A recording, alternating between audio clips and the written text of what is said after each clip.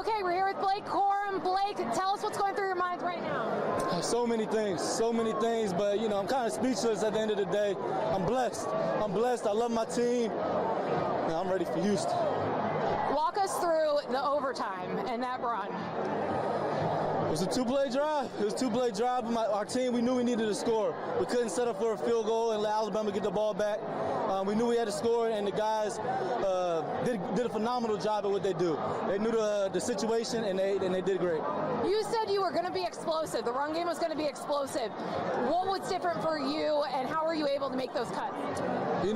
Shout out to the offensive line. They did well. We started a little slow, but then we picked it up. Then we were a little slow again. But when it mattered, we made it count. And so shout out to all the guys, the tight ends, receivers, offensive line. I couldn't do it without them. You decided to come back after the injury last year. Was it for moments like this? For moments like this. I look back last year and I was sitting on the sideline. I couldn't help my team win.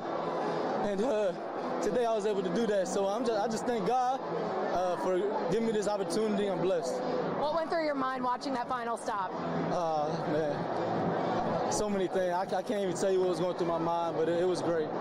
Congratulations. See you in Houston. Thank you. Blake Corum has done it as well, some may say better, than every other Michigan running back. He now is the all-time rushing touchdown leader in Wolverine history, passing Anthony Thomas with his 56th rushing touchdown of his amazing Michigan career. Now, typically it doesn't snow much out in Pasadena, but when the maize and blue confetti falls on the field at the Rose Bowl, you are allowed to make snow angels, and Rod Moore doing exactly that. Our guys are a little bit more conventional with what they're doing on the field at the Rose Bowl as we take you to Pasadena for the first time during this edition of The Big Show. Dave Revson anchoring our coverage. Rick, thanks. Amazing scene here in Pasadena as the Wolverines outlast Alabama in overtime. They are headed to the national championship game. Pleased to be joined by Brock Vereen and Jake Butt, who has sweated his way. That's a happy man right there. Yes, has sweated his way through this one. Guys, your reactions to a truly amazing drive at the end of the fourth quarter and an overtime touchdown that sealed this one for the Wolverines. The game delivered on everything we were hopeful to see, right? I mean, you guys told me this is the best college football environment, and all college football, it certainly delivered on that. And it led up to the finish, which to me is a perfect example of and representation of Michigan's season as a whole. Because this game, they faced a lot of adversity within the game. There were some times where they could have been divided, and yet they chose to fight. The defense, 4th and goal, Bama gets it down inside the 3-yard line. They chose to fight. J.J. McCarthy, not a perfect game, man. Not a perfect game by his standard, but when they need him most, they drive right down the field. Blake Corum, and it's just a representation, man, because the leadership of this team, the character of this team, the love they have for one another, that's what you fall back on in the times of adversity, and that's exactly what you saw by this Michigan Wolverines team tonight. Blown away by the defense, and there are so many opportunities, especially early in the game, for that defense to go on the field and say, are you guys serious right now? Now, I know that the interception was ruled out of bounds, but when that defense went out there, they said, okay, we're ready, let's go play. Fumbled punt return. They said, okay, we're ready. Yeah. Let's go play. Defense wasn't perfect, but my God, were they close. There are so many instances where you can look to the guys down the sideline opposite of you, whether you're offense, defense, and say, guys, we need more from you. But they didn't. They looked inside and say, hey, we're going to go out there and win this game. And yeah, Jalen Milroe made some plays there toward the end. But when it mattered, the defense held firm, and they got the win. Yeah. It held Alabama to 288 total yards, about 112 under its season average. So impressive on that stretch. But really, to me, when you talk about the defense, it was the line of scrimmage. It was the pass rush. I give Alabama credit. They made some adjustments. It was better for them in the second half. But Michigan owned the line of scrimmage in this game for 3 of the 4 quarters, I would say, Jake. The third quarter would be the one exception. This team, some of those blitz packages, there's very few teams that can have as deep of a defensive playbook as what Michigan has. Those blitz packages, I mean, Jalen Milroe, yes, he's young, but he grew exponentially throughout the season. The offensive line, they gave up a lot of pressure. They grew exponentially throughout the season. But Michigan has so much exotic pressures. It felt like for the majority of this game, Milroe had no idea where the pressure was coming. And the good thing is though he did break off some runs, Michigan sent pressure without leaving themselves too vulnerable. And when there was plays to be made, they made those plays. And since you're focusing on the front seven, I'll talk about the back four. There was so much focus on, well, Alabama's defense isn't really respecting Michigan's pass game. Everyone's up at the line of scrimmage. Well, Michigan's DB said, you have to prove to us that you can throw the football. Now, there were a couple plays there at the end of the first half. The coverage was a little softer. They were just trying to prevent something major. But man for man, those DBs prove they are the best DB unit in this entire country. Yeah. So much pressure on them, and them doing their job allowed the front seven to say, hey, we're going to go get Jalen Milroe. No doubt. Again, the defensive line certainly was the story in the first half. In that fourth quarter, the huge drive, the 75-yard drive that included a 4th and 2 that Michigan converted in its own territory, where if you don't convert, you lose the game, right? I mean, the season essentially came down to one play there, and then the tough running from Blake Corum in the overtime. The toughness kind of took over there from Michigan. That 4th and 2, it didn't feel like a gravitational moment, though, did it, right? It felt like business as usual. And I asked Coach Harbaugh, in our presser on Saturday, I said, Coach, you've coached a lot of great teams. What's the difference between a great team and a championship team? And I think I saw that today, which is a championship team doesn't blink when they make errors. You talk about the interception, but it wasn't called back. The fumbled snap, the flea flicker. They've run that play 30 times in the past 3 years. That's the only time they fumbled. They did not blink. That's a championship team, and you're exactly right. 4th and 2, business as usual. Didn't blink. Blake Corum, hey man, you get the ball first in overtime. That you'd rather go on defense first, a tough situation. Give it to your leader, number 2, and he'll punch it into the end zone. There's so many ways to look at the play of J.J. McCarthy today, right? And it's okay, was he inconsistent? Absolutely. But when he needed to make a play, did he make it? Absolutely. Yeah. When Blake Corum needed something to happen, did he go out there and make something happen? Absolutely. Finish. You guys know better than I do, but I mean, football is a game where you're going to make mistakes, right? And there were a lot of mistakes in this game. Like, let's be honest, both sides. Neither team, I would say, came out and played their best game. Just as an example, there were 8 fumbles in this game, right? Yeah. We saw Michigan fumble a punt, muff another one. We saw them miss an extra point or muff an extra point, miss a field goal. But when the chips were down, they responded, and that, to me, is the mark of a really good team. And we had talked a little bit in the pregame about what a strange year this has been for Michigan and how much adversity they have faced, and the fact that they have met up to it each time. Kind of a microcosm of the season in this game and in those moments, Jake. These are 18 to 22-year-old guys. These are young guys. This is an impossible situation. The time we live in with social media, the amount of pressure, you're vulnerable. Your chest is open to the public. Being a star on the #1 team in the country, you are vulnerable and open to criticism, and they have stood strong and stood connected. You've sensed zero division, even when it may have been justified at times for there to have been some type of turmoil. You've sensed none of that. And that's why they were able to stand together in a game. You mentioned, Dave, this was uncharacteristic of Michigan. I mean, in the biggest games, you want to become more of who you are. You want to do more of what you do well. They did the exact opposite. They don't make those kind of mistakes. I hadn't seen that from Michigan all year, and they did. And yet they didn't blink. And it's exactly right. In a sense, everything that happened this year prepared them to be able to handle the adversity of this game. And when the stars needed to shine, they did. Again, you mentioned J.J. McCarthy did not have his greatest day, but on 4th down, he connects on a huge pass. When it mattered. The pass to Roman Wilson was a huge pass, right? To obviously the touchdown that sent this game into overtime. So you just kind of go through. Obviously, Blake Corum was huge when they needed him to be. And then the defense, a group that has been superstars all year, collectively came up really big on that final possession. It's, for J.J. McCarthy, it's another just example, because there's the play, but then there's the layers outside of it. And the way the game started today, I mean, we talked about the need to start fast. The coaches told us at Media Day, man, we need to start fast. They started slow versus Georgia, and they weren't able to overcome it. They started slow versus TCU. They weren't able to overcome it. They started slow once again today, and they really didn't pick up speed. They responded enough to stay along. They really didn't pick up speed until that very final drive, and then they finished in overtime. That's something we haven't seen from Michigan. It's an encouraging example of the progress they're making. Wolverines are one win away from their first national title since 1997. They will go after it a week from today in Houston. We will be there. Plenty more reaction, though, here from Pasadena coming up. But for now, let's send it back to Rick in Chicago. Happy to be joined by a man who needs no introduction, but we'll introduce him anyway. Michigan quarterback J.J. McCarthy. J.J., I'm going to ask you the most trite question I could possibly ask, but I really want to know the answer. How does it feel? Just like I told you guys earlier, just indescribable. Just, so much joy, so much bliss for this team and just everything that we've accomplished this year. But we're not done yet. So, we're not at the finish line and we got to keep going. For you, JJ, sir, it wasn't a perfect game, right? Yeah. I know by your standard, by a lot of standards, it wasn't a perfect game. And yet in the biggest moments you show up, man, that final drive to lead your team down. Where does that come from? When did that start for you to not blink in the sign of adversity?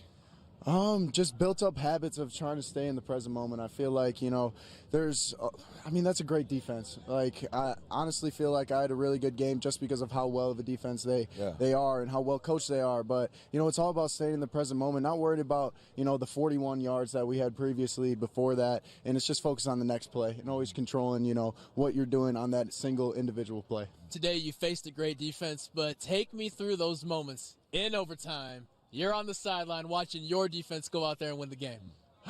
I really had no doubt. Once I saw that running back go in motion, everyone knew that it was going to Jalen, and, our defense was saying right before the snap, or right before they went out there for the snap, it's going to go to 4. It's their best player. It's the biggest moment. So just the way they executed and, just best defense in the country. That's all I could say. So. We've talked a lot about the changing perception of the Michigan football team, and you had a tweet back in 2020. I think you were recruited at the time, right? Yeah, it was. Yeah. It was a tough season for Michigan, and you said, hey, I want every Michigan fan to take a deep breath, man. Mm-hmm. Everyone in this building is working as hard as they can to go out there and achieve our goals. Do you remember that tweet? I do, yeah. Why were you so sure you were going to be able to, carry that torch and lead this program to a place they hadn't been? It was right after the Wisconsin game in 2020, and just the feeling that I got with the coaches, with the players, everyone was doing things the right way. And, a lot of things in life swing like a pendulum. And, when things are down, there's only going to be come-ups coming soon. So I just had a really good feeling, and, just being a part of it and seeing just the vibe of the culture of where it was going, that's all I could have said, yeah. It's undeniable that you guys dominated the trenches from play 1 to play 100. But as the guy up close and personal, what was it like as the quarterback seeing the trenches getting dominated?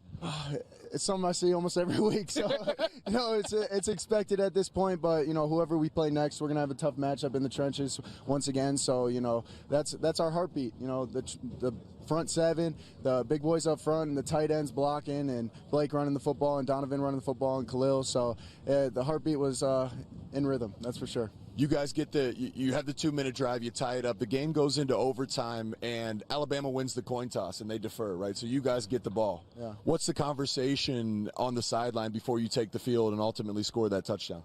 The conversation was, we have the momentum, boys. Let's go out there and just do it. One play at a time, whatever it takes.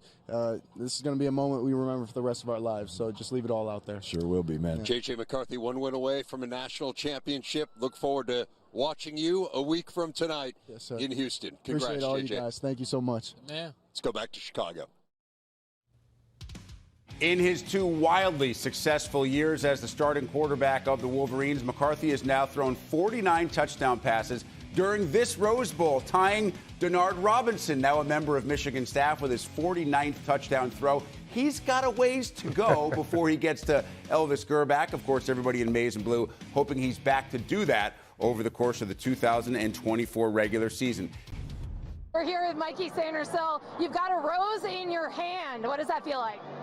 Man, it's just, I don't think words can describe how I feel right now, but, this means everything to me, and I know that there's more in store left for us. What did it mean for this defense to end the game with that stop? I think it was just a showcase of who we are, who we've been all season long. We're the #1 defense in the country for a reason, and that's just simply because we play for each other, we play together. No one's selfish, no one's trying to do anyone else's job. Everyone trusts in the game plan, and we execute it at a very high level. Talk about the resilience of this team throughout the game when it felt like Alabama was gaining momentum in the second half. never flinching. That's who we've been. You know, we say don't flinch. We knew they were going to make plays. We knew what type of team they were. We've seen them not quit before, and we knew that's exactly who they were. But we were prepared for it this time around. What does it mean for Michigan to get to play for a national championship in a week? It's what we've dedicated our season to. We knew that, you know, the guys who came back for a 5th year, 4th year, whatever it was, this is what we came back for, and we can't wait to go capitalize on the opportunity. All right, congratulations. Go celebrate. Thank you. Pizzo back with Jerry DiNardo, Howard Griffith. We'll preview that game, dive deep into the matchup in just a little bit, but our focus still is on Michigan and what the Wolverines did in the Rose Bowl win over Alabama. And it started by setting the tone, Jerry, on defense. Right. The defense wins the day, wins the game. And why it was so impressive is think about the struggles that the kick game had. They put the defense in bad position. The kick game shifted the field in the favor of Alabama. Offensively, we've talked about this already earlier today. Not their best day. So the defense won the game, but it was so impressive that they won it. And if they didn't make up for the other two weak spots of the team, they would have lost the game. Yeah, I thought the defense did an outstanding job, and the coordinator called an outstanding job. The ability to bring extra players to keep the pressure on Milroe was really important. Really never had a chance to get comfortable in the pass game part of the offensive scheme for Alabama. And they just, yes, they made some plays, but still, so often the defensive line really was playing their opponent's backfield, and it really set everything up. And the other impressive thing, Howard, was they lost momentum in the third quarter, and they got it back in the fourth quarter. That's hard to do. Everybody was talking about the adjustments that Alabama made at halftime, but Michigan didn't make them. I don't know that that's true. All I know is it looked bad for Michigan in the third quarter, and the defense got them back in the fourth quarter. And from an offensive perspective, there are no mind-blowing numbers here. Nobody put up 350 yards passing or 150 yards rushing. But, Howard, it seemed like when J.J. McCarthy needed to make a throw, when Blake Corum needed 6 or 7 yards, when Roman Wilson needed to make the biggest catch of the game, their best players made those plays at the most critical moments. And you talk about Roman Wilson and the plays that he made to catch and how the catches out of the backfield as well. Remember, he had a penalty as well. A significant penalty. It was still a first down, but it was still a significant penalty, and they came right back to him on that drive, and he delivered. Yeah, the 3 stars showed up right when they had to, and that's a lot to do with offensive football, right? Defensive football is a little bit different, but in offensive football, even if you're struggling at a certain part of it, if you've got a good quarterback, you've got a good running back, and you've got a good receiver, you always have a chance. And when those 3 showed up, it made the difference. Michigan's win over Alabama in the 2024 Rose Bowl is the program's 9th all-time, moving the Wolverines into a second-place tie in that category with who else but Ohio State. Both these teams have a few wins to go before they catch up to USC. Last Rose Bowl win before this one for Michigan was all the way back in 1998. At that point, offensive coordinator Sherrone was 11 years old. And at the risk of making us all feel older than we actually are, please, let's head back to Pasadena. Thrilled to have Michigan offensive coordinator Sherrone Moore with us now. Coach, I'm just going to cut right to the chase. Take me to the 4th and 2 play and what was going through your mind. I mean, Coach said we're going for it, and knew exactly what play we were going to call. Practiced it all week. Practiced the past couple weeks and knew that it was a great play call for us. Knew it had answers to everything that they did, and not a lot of 5-man, protection we've had showed in the past. So getting the back out in the flat was really good for us, and just excited, man. The kids executed at a high level, really at almost every play that we did, and I'm just super excited for our team. Almost every play. Yeah, almost every play. But there were some plays in there that you can't say that. You can't say that truthfully. There was some adversity in there. Certainly wasn't a perfect game, but this team stood arm in arm. You didn't blink. You continued to be aggressive and call plays. It just feels like this team is different. You guys said you wanted to compete for a national title going all the way back to the offseason. What makes this team so special, Coach? I think just they're not going to be denied in everything they do. It started after the game last year against TCU. Those guys just had in their minds that they weren't going to be denied at anything they did. The work that they put in throughout the winter, throughout spring, in the summer until now. I'd never seen a team that close and as close as we are. So it's been incredible to be around this team, and they inspire me every day. They inspire me to be better and to make sure I keep grinding and make sure I get them right. Coach, the emotion after the Penn State game, a pivotal moment in you guys' season, right? Coach Harbaugh gets suspended. You step up, and just the emotion that flew from you. Can you take me back to that moment and why you were so emotional and why this team's so important to you? Yeah, I mean, first, the emotion. I am a pretty emotional person. I wear my heart on my sleeve. But more importantly, this team just means everything to me. Coach Harbaugh means everything to me. These players are like my kids. I mean, the linemen call me Pops. They call me Dad. Even the other kids, other players do. And this team's so special. And, when somebody's character gets judged, it really bothers you. And to watch these guys not flinch in that situation and to have Coach Harbaugh's back in that situation really meant a lot to me. But to watch how they respond and everything that, they get ridiculed, criticized, and they don't blink, and they don't really decide, try to prove anybody wrong. We just prove each other right, and we just keep rolling. Got one more in you, Sherrone?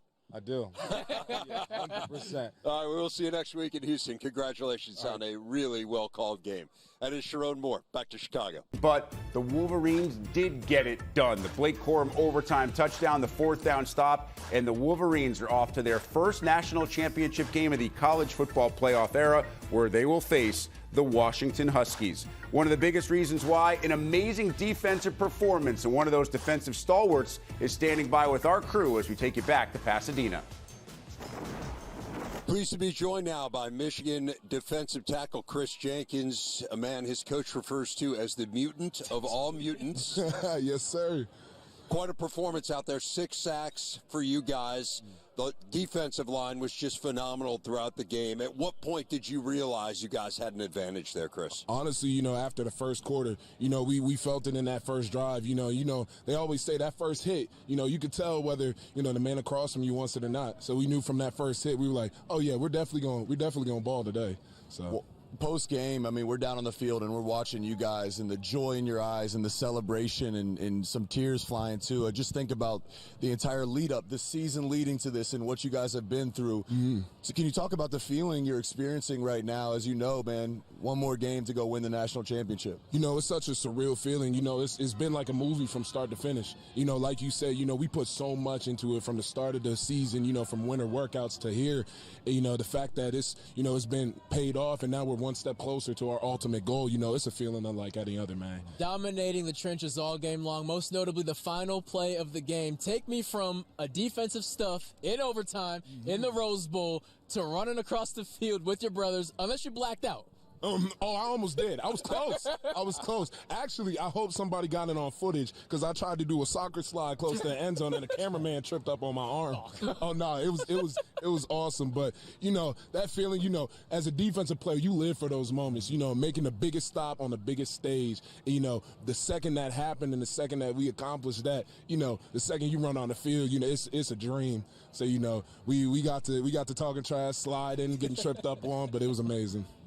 What was the message in the locker room from Coach Harbaugh?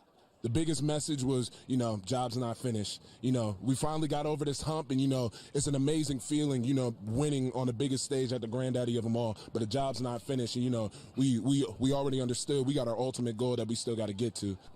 How about the message at halftime, Kris? Because, this game was a bit unique. You guys hadn't made that many mistakes, some of the mistakes on special teams, some of the mistakes offensively.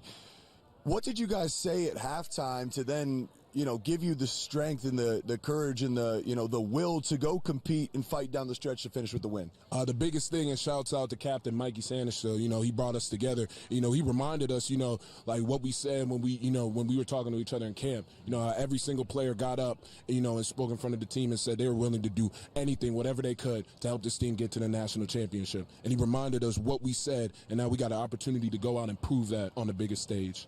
Mikey's one of those team leaders, but Coach Harbaugh brags about how many leaders there are on this team. What role did those leaders take this week and tonight? Yes, sir. They played a huge role, and it wasn't just us captains, but, everybody, regardless of year, regardless of age, everybody had a voice. Everybody knew what time it was. Everybody was ready for the opportunity. Even, big guy Mason over here, getting everybody hyped, that it's time to take care of business. It's a beautiful feeling having so many leaders across the board. Well, Kris, congratulations on a fabulous win. Thanks for spending a few minutes with us. We'll see you in Houston. Absolutely. Thank you for having me. Let's go back to Chicago. Michigan already the all-time winningest school in college football history. Look at the most wins by a Big Ten team in a single season all time. The Wolverines have now tied Ohio State in 2014, Ohio State in 2002. What do those two schools have in common? Natties. I believe Minnesota did it, but that was back in 1903. We're not counting anything that's more than 100 years old. We are counting amazing work by Mason Graham, the defensive MVP of the Rose Bowl, who is with our crew as we take you back to Pasadena once again. Pleased to be joined now by Mason Graham, part of a fabulous defensive effort from Michigan. Mason, congratulations on the win. Give us a sense of the emotion and the feeling walking off that field as a winner. Yeah, it's kind of unreal. It's an honor to even be a part of this game, coming into it. We had kind of had that mindset. We had a good game plan on defense, executed really well, so thanks for the coaches to that. And I felt like we played together, man. I feel like all the stuff we went through throughout the season, man, it's really brought us together, and I feel like it really showed today.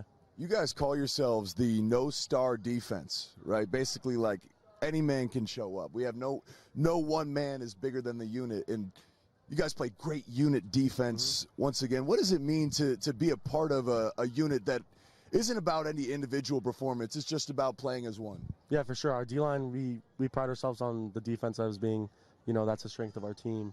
So we kind of just take that to heart. Any one of those guys that go in the game, we know they're going to get the job done, play at a high level, and can play in big-time games like this. So it's kind of just really cool to be able to have a group of guys like that.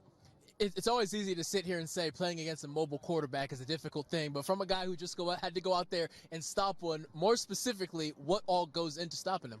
I feel like we talked about it. It's everyone working together, everyone that's rushing the passer from the second level, third level, even the front guys, everyone just working together and containing him because he can make plays, as you've seen in the past, and extend plays and make things happen. So we kind of just had a good game plan for that and just stopped him as best as we can.